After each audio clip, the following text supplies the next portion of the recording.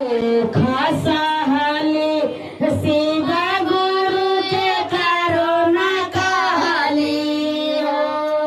शिव गुरु के करुणा कहली हो। शिव गुरु लेके भरोसा तोहरो पर राखली से नयनमा हमारा मोती भरइयो। ओ शिव गुरु लेके भरोसा तोहरो पर राखली नयनमा हमारा मोती भरइयो। बररे जातना से शिव गुरु बेटा वो पोसलियाई। शिव गुरु बेटा वो पोसलियाई हो।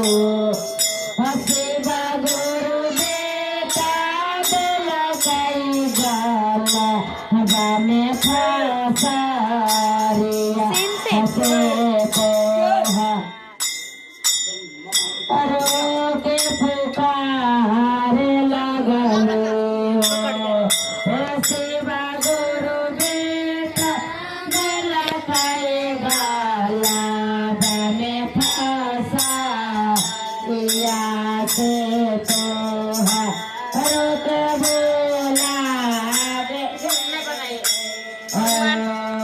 पर दुख साली हम के करुणा काली हो।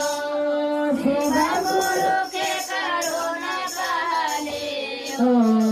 शिव गुरु ये काहे भरोसे तो हमारा